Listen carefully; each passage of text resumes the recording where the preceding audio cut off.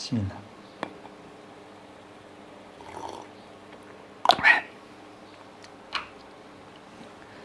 Bismillah. Assalamualaikum warahmatullahi wabarakatuh. Alhamdulillah. Alladzi bi ni'matihi tatimmus shalihat. Allahumma salli wa sallim ala Muhammadin wa ala alihi wa ashabihi ajma'in. Amma ba'du. Pemirsa Khair TV dimanapun berada, semoga Allah Azza wa Jalla menjadikan setiap ilmu yang telah kita pelajari menjadi ilmu yang berkah. Amin. Kita kembali melanjutkan pembahasan sebelumnya tentang di bab kedua ini ya, beradab sebelum berilmu. Ini pembahasan di sini kita akan pelajari pentingnya peran adab terhadap ilmu. Sehingga contoh dari para ulama yang sudah kita ketahui dari pembahasan sebelumnya bahwa mereka mempelajari adab sebelum mempelajari ilmu. Dan di sini kita masih membahas tentang poin keutamaan mempelajari adab, dan di antara penjelasannya yang pertama adab terhadap ilmu. Dan kita lanjutkan tentang adab terhadap ilmu ini, masuk pada pembahasan bahwa termasuk hal yang sering dianggap sepele, dianggap receh, dianggap rendah adalah ilmu yang disampaikan secara berulang-ulang. Atau dengan kata lain, kita merasa bosan, jenuh dengan penjelasan ilmu yang sudah pernah didengar atau sudah pernah dibaca sebelumnya. Bahkan di antara dampak dari memiliki perasaan-perasaan buruk semisal itu, menganggap remeh setiap ucapan ataupun penjelasan terkait dengan ilmu yang diulang, sering diucapkan oleh kita, sering kita ungkapkan dengan istilah ataupun kalimat, ini lagi. Lah, ini mah udah pernah didengar, udah pernah baca. Aduh, kok diulangi lagi? Dan kalimat-kalimat semisalnya. Kalimat-kalimat tersebut adalah ungkapan bahwa si pengucapnya memiliki sifat yang buruk terhadap ilmu, karena menganggap sepele ilmu yang didengarnya. Karena rumusnya, ketika seseorang mendengarkan ilmu yang sama dari orang yang berbeda, bisa jadi ada poin-poin yang dijelaskan oleh pihak pertama tapi tidak dijelaskan oleh pihak kedua. Begitupun sebaliknya. Bisa jadi ada poin-poin yang disampaikan oleh pihak kedua yang tidak disampaikan oleh pihak pertama, meskipun inti pembahasannya sama. Misalkan di sini kita sedang membahas tentang adab menuntut ilmu misalkan, atau tentang pentingnya adab terhadap ilmu, pentingnya beradab sebelum berilmu. Saya pun beranggapan bahwa pasti ada banyak ustadz, banyak syekh yang telah membahas tentang pentingnya adab terhadap ilmu, pentingnya peran adab sebelum berilmu. Tapi bisa jadi ada penjelasan-penjelasan yang tidak saya sampaikan, tapi disampaikan oleh mereka. Begitupun sebaliknya, bisa jadi ada poin-poin yang mereka sampaikan, tapi terlewatkan, dan disinilah Allah berikan kemudahan untuk saya juga bisa melengkapi penjelasan tersebut, dan saya sampaikan sekarang. Karena intinya, mau berapa kali pun suatu penjelasan ilmu itu diulang, setidaknya, minimalnya memberikan dampak bahwa pengetahuan kita tentang hal tersebut akan semakin kokoh, akan semakin kuat. Sebagaimana suatu tembok, bangunan, ketika dicat satu kali, apakah warnanya akan terlihat bagus? Jawabnya kurang. Dicat kedua, apakah terlihat lebih bagus? Jawabnya masih kurang, tapi lebih baik daripada pengecatan pertama. Ini baru dari lihat sisi tampilannya. Kita tidak melihat dari sisi kualitasnya. Karena kalau dilihat kualitas, tentu pengecatan pertama dan kedua berbeda. ketebalannya. Begitu chat ketiga, keempat, dan seterusnya, tentu dari warna lebih kuat, lebih rapi, dan kualitas tetap lebih unggul dibandingkan pengecatan pertama, kedua, dan seterusnya. Semakin sering dicat, warna semakin kuat, ketebalan semakin kokoh, sehingga tidak mudah untuk pudar atau apalagi sampai luntur ya. Ini kita ilustrasikan sebagai penguat untuk kita memahami bahwa ilmu pun demikian. Sekali dengar, bisa jadi ada bagian-bagian yang lupa. Kedua kali, tiga kali, ada bagian-bagian yang awalnya lupa, jadi ingat. Yang tadi tidak tahu menjadi tahu. Sederhananya, saya pun pernah merasakan dulu ya, di masa kita masih kecil, mungkin yang seusia dengan saya, ketika kita tonton film kartun deh. Contoh ya. Dulu ada film kartun dulu zaman 2000-an, ada mobil Tamiya ya. Magnum, Sonic, dan teman-temannya. Meskipun episode itu adalah diulang-ulang, apalagi sekarang di YouTube juga ada, tapi ketika di waktu yang tidak jauh bedanya, pas dengan episode yang sama, durasi yang sama, kita kadang kalau kita cermat, ketika kita menyimak di kedua kalinya, ada episode ataupun segmen yang ada dalam episode tersebut yang kok saya baru lihat ya. Kita sampai memastikan ini episodenya sama atau tidak. Oh, episode 3 nih, sama. Tapi ternyata ada segmen-segmen di dalam episode tersebut yang baru kita lihat, dan di penyimakan yang pertama kita nggak melihatnya. Kita tidak menyimaknya. Itulah diantara faedah kenapa kita jangan pernah bosan mendengar faedah ilmu yang pernah kita dengar, pernah kita baca. Bukunya sama, membahas tentang ilmu, membahas tentang adab. Bisa jadi ada bagian-bagian yang dijelaskan oleh buku yang A, tapi tidak dijelaskan oleh buku B. Begitu sebaliknya, ada dijelaskan di buku B, tapi tidak dijelaskan di dalam buku A. Saling melengkapi.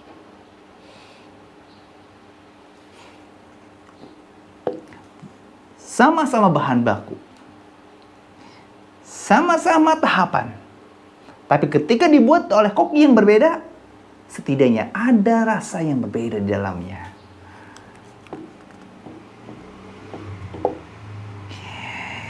Sebagai penguat,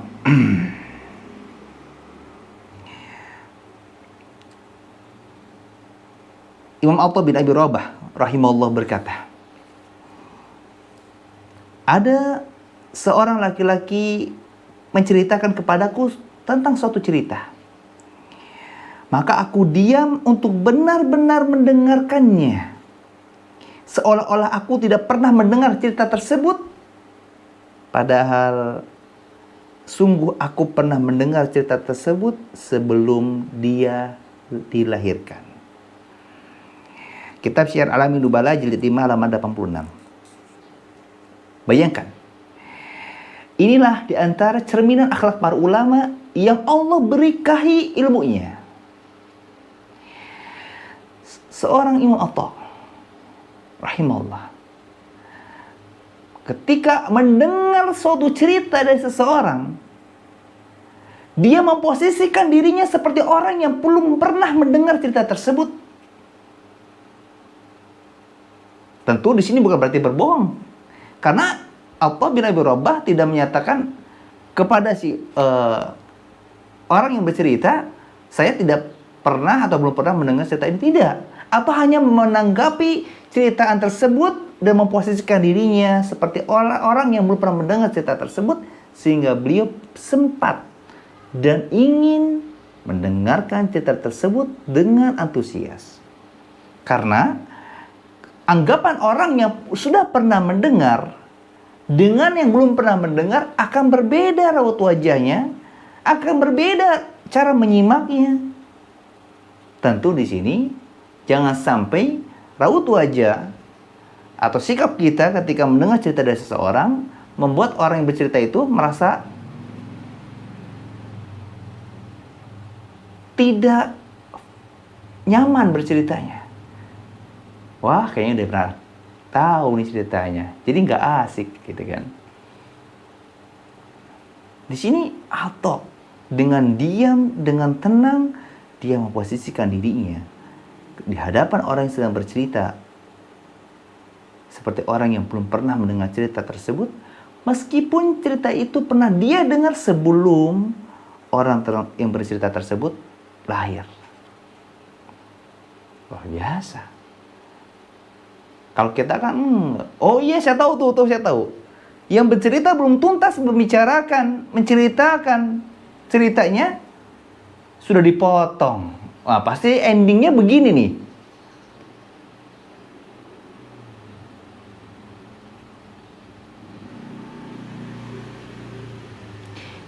Kalau Atha bin Abi Rabah memposisikan dirinya orang yang belum pernah mendengar cerita tersebut, padahal beliau sudah pernah mendengarnya puluhan tahun yang lalu sebelum orang yang bercerita tersebut dilahirkan.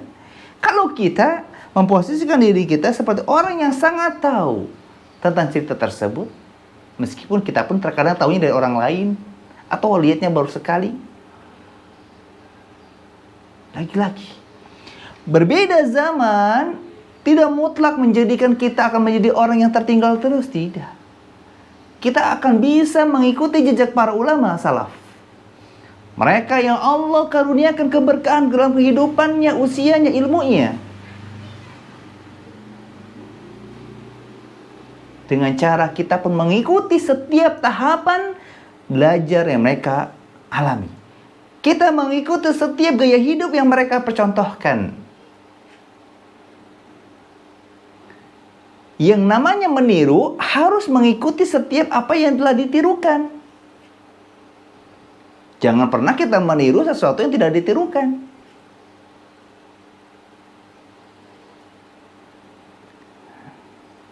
Disinilah pentingnya adab sebelum ilmu.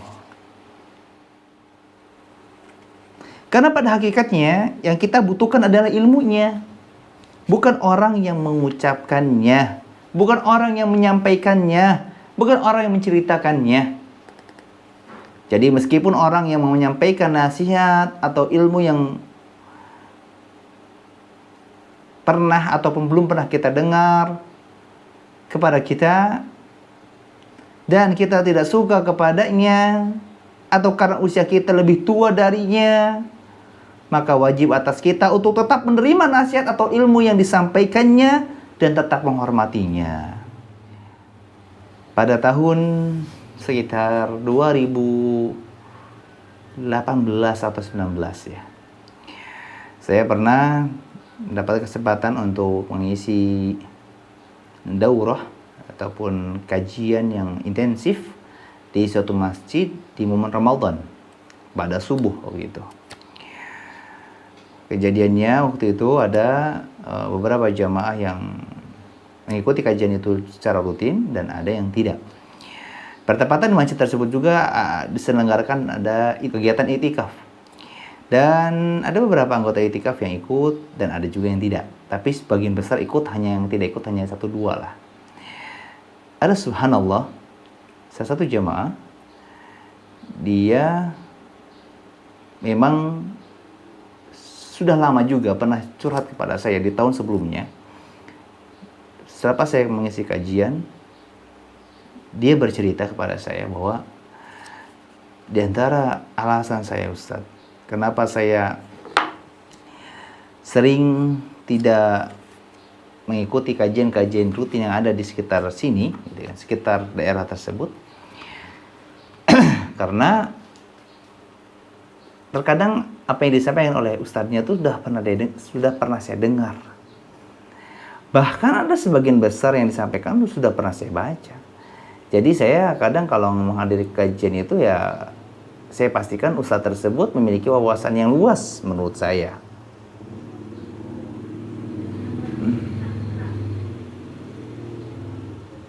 Tidak lagi menyampaikan ilmu-ilmu yang pernah saya dengar atau pernah saya baca. Dan ternyata sikapnya tersebut berimbas juga kepada majelis saya. Nah, pada saat itikaf, ketika daurah Ramadan di tahun 2018 itu, dia setelah itikaf mungkin tidur ya, maksudnya istirahat. Tapi tidak selayaknya ketika ada majelis ilmu terdekat, apalagi satu masjid gitu kan. Bahkan masjidnya itu tidak besar. Dia hanya disekat oleh hijab gitu kan. Dia malah tidur, dan pada saat itu qadarul masyafal, angin juga sedang kencang sehingga hijab itu tersibak gitu kan. Ini mungkin cara Allah menyadarkan dia. Akhirnya angin itu tersibak, hijab itu tersibak ya. Akhirnya dia kelihatan, dan yang melihat dia adalah semua jamaah melihatnya. Dengan malunya dia bangun tidur. Dia dengan polosnya dia tidak menghiraukan adanya jamaah yang sedang di sekitarnya menuntut ilmu. Dia tetap melanjutkan aktivitasnya, malah dia ngobrol dengan keluarga. Waktu itu ada istri, ada anaknya juga. Jadi emang itu satu keluarga ikut itikaf, tapi emang itu privat aja. Jadi karena jamaah yang ikut itikaf juga hanya pulang pergi, tidak menetap, jadi dia bawa keluarga juga, tapi tetap dipisah. Dia ngobrol dengan anaknya. Dan memang dia benar. Dia melakukan itu karena punya prinsip. Dia tidak mau mendengar ilmu yang sudah pernah disampaikan atau pernah dia baca. Bahkan sempat ada jamaah yang menegur dia di lain waktu setelah kajian saya. Lalu kenapa antum tidak ikut kajian Ustadz? Dengan mudahnya dia bilang, saya pernah baca tuh penjelasan Ustadz di buku ini, gitu kan, disebutkan. Nah, ini dinasihat, nggak begitulah. Siapapun, berapapun ilmu yang kita terima, dengarkan. Insya Allah ada faedahnya. Terbukti. Orang yang memiliki prinsip seperti itu akan hilang di telan zaman. Orang kalau sudah menghinakan ilmu, merendahkan ilmu, maka akan berefek juga kepada orang yang memiliki ilmu. Dan kita tahu, merendahkan ahli ilmu itu sangat dahsyat dampaknya. Keburukan yang akan kita dapatkan dalam kehidupan kita.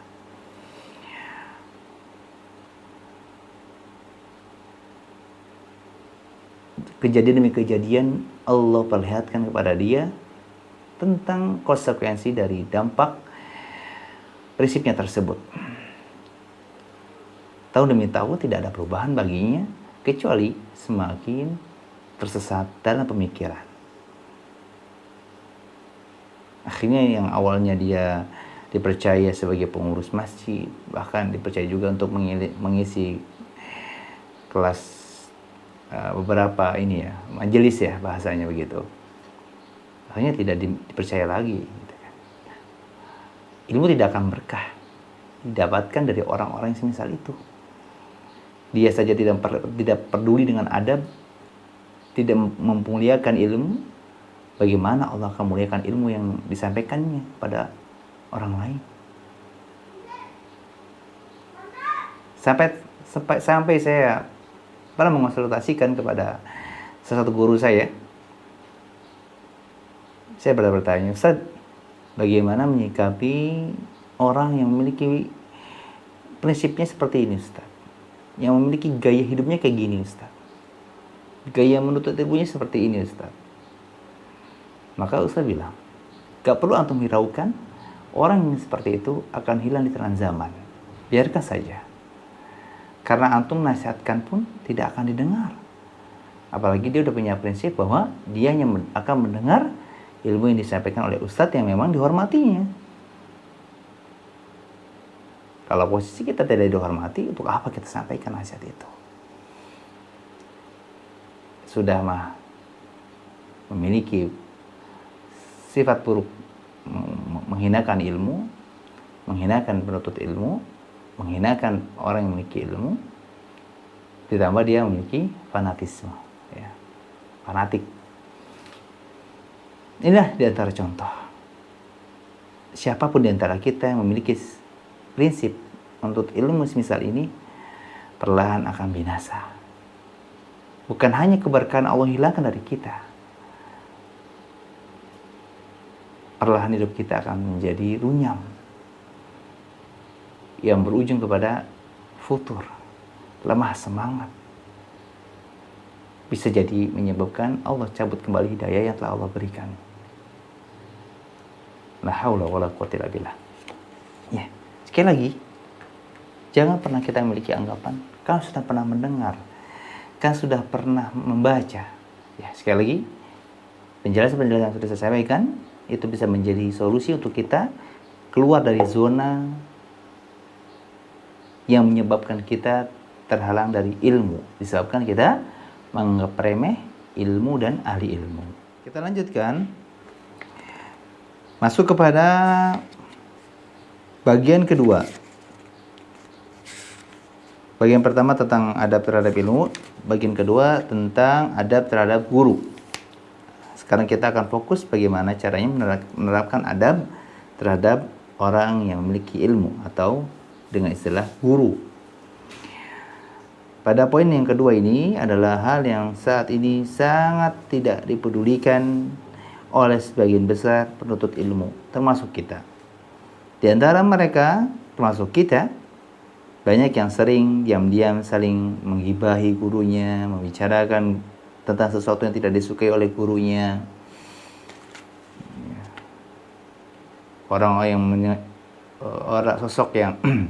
Sosok yang telah mengajarkan ilmu kepadanya malah dicela, dihina, bahkan diperlakukan tanpa akhlak. Bahkan cara memperlakukan orang yang memiliki ilmu lebih buruk daripada caranya memperlakukan teman-temannya. Maka inilah salah satu bentuk cerminan akhlak yang buruk ya. Jika kita memiliki sifat demikian, maka segeralah bertaubat, segeralah perbaiki agar kita tidak menyesal, agar ilmu yang kita pelajari menjadi berkah dan bermanfaat. Karena bagaimana mungkin ilmu yang dipelajari menjadi berkah ketika kita belajar dengan seorang guru, sedangkan orang yang mengajarkan ilmu kepada kita celak, kita hina, kita caci maki, kita gosipi, kita rendahkan.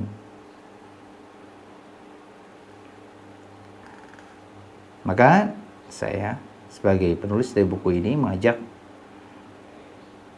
diri sendiri dan para pembaca, para pemirsa, agar bersama memperbaiki adab, memperbaiki akhlak kita kepada orang-orang yang sudah mengajarkan ilmu, memberikan nasihat dan bimbingan meskipun hanya sebentar dan sedikit.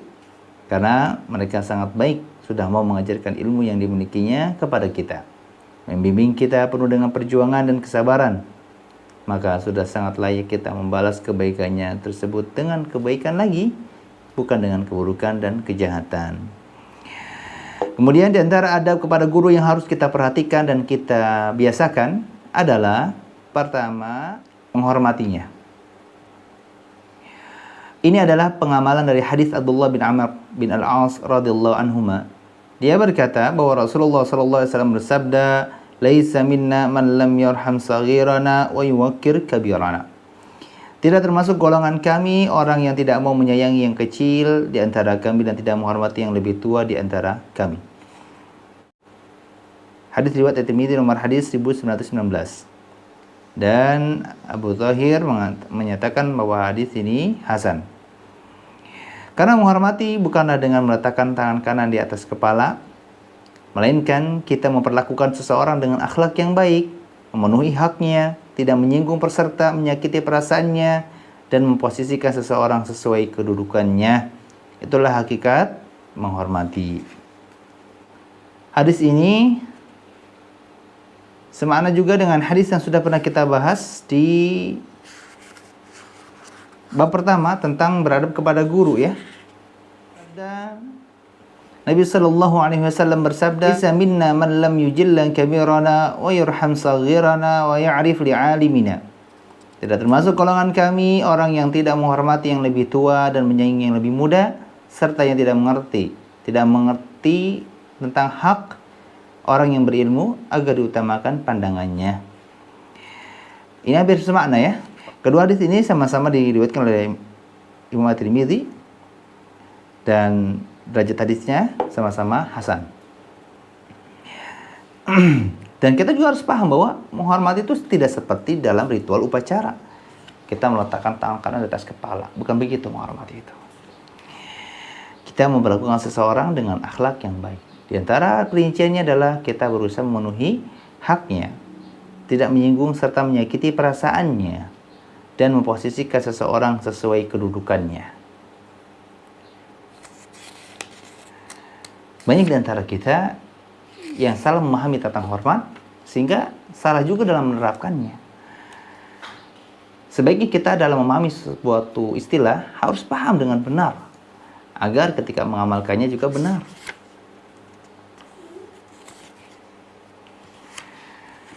Menghormati guru adalah berusaha bagaimana caranya membuat guru kita tidak merasa sakit hati. Menghormati guru, kita berusaha menjaga setiap aib yang dimilikinya. Menghormati guru, kita berusaha berbicara dengan santun kepadanya.